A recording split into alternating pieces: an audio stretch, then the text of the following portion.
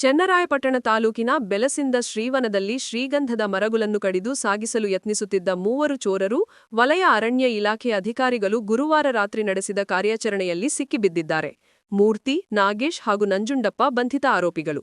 ಆರೋಪಿಗಳಿಂದ 20 ಲಕ್ಷ ರುಗಳಿಗೂ ಹೆಚ್ಚು ಮೌಲ್ಯದ 548 ಕೆಜಿ ತೂಕದ ಶ್ರೀಗಂಧದ ಮರದ ತುಂಡುಗಳು, ಚಕ್ಕಿಗಳು ಹಾಗೂ ಕೃತ್ಯಕ್ಕೆ ಬಳಸಿರುವ ಬೈಕ್ ಹಾಗೂ ಸಲಕರಣೆಗಳನ್ನು ವಶಪಡಿಸಿಕೊಳ್ಳಲಾಗಿದೆ.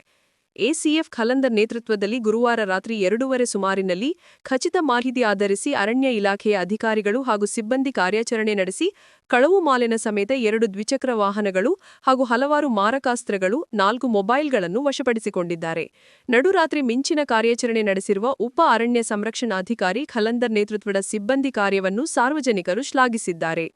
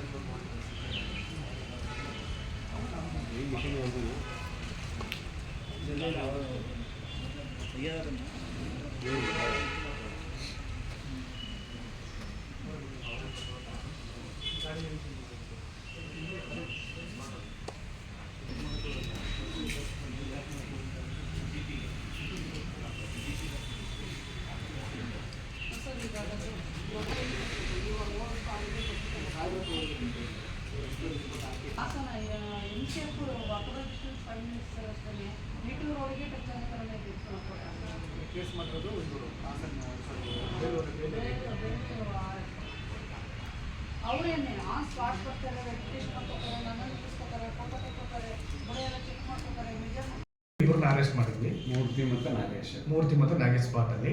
ಅದಾದ ನಂತರ ಅವನು ನಂಜುಂಡಪ್ಪ ಅಂತ ಏನು ಫೋನಲ್ಲಿ ಮಾತಾಡ್ತಿದ್ದ, ಅವನು ಅವರ ಇವರು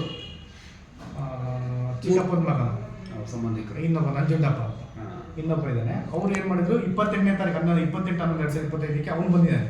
ಅವನ ಗಾಡಿಗೆ ಇಲ್ಲಿಂದ ಅವ್ರ ಜೊತೆಲೇ ಬಂದಿದ್ದಾನೆ. ಅವತ್ತು ಅವರು ಒಪ್ಕೊಂಡಿದ್ದಾರೆ, ನಮ್ಮ ಜೊತೆನೇ ಬಂದಿದ್ದೆ ಸರ್ ಅಂತ ಅವರು ಎಲ್ಲರೂ ಒಪ್ಕೊಂಡಿದ್ದಾರೆ. ಅವನನ್ನು ಕೂಡ ಅಲ್ಲಿದ್ದ, ಅವನು ನಂಬರ್ ಅವ್ನು ಫೋನ್ ಮಾಡಿದ್ನಲ್ಲ, ಅವ್ನ ಮೊಬೈಲಲ್ಲಿ ಪ್ರತಿಯೊಬ್ಬರು ಮೊಬೈಲ್ನ ಟ್ರ್ಯಾಕ್ ಮಾಡಿದ್ವಿ, ಯಾರ್ಯಾರಿಗೆ ಫೋನ್ ಮಾಡಿದ್ದಾನೆ, ಎಲ್ಲೆಲ್ಲಿ ಕಾಲ್ ಮಾಡಿದ್ದಾನೆ ಅಂತ. ಆ ನಂಬರ್ ಮೇಲೇ ಅವ್ರನ್ನ ಹುಡುಕಿ ಅವ್ರ ಊರಲ್ಲಿ ಅವನ ಮನೇಲೂ ಸರ್ಚ್ ಮಾಡಿದ್ವಿ, ನಂಜುಂಡಪ್ಪ ಅವನ ಮನೇಲಿ. ಅವನದು ಬೈಕು ಮತ್ತು ಇವನು ಏನು ಇಲ್ಲಿ ಕರ್ಕೊಂಬಂದು ಬಿಡೋಕ್ಕೆ ಏನು ಎಕ್ಸೆಲ್ ಗಾಡಿ ಯೂಸ್ ಮಾಡಿದ್ರು, ಎಕ್ಸೆಲ್ ಬೈಕು, ಇನ್ನೊಂದು ಕವಾಸಕಿ ಒಂದು ಹಳೆ ಕಾಲದ ಗಾಡಿ, ಗೇರ್ ಗಾಡಿ, ಅದನ್ನು ಸೀಸ್ ಮಾಡಿದ್ರು.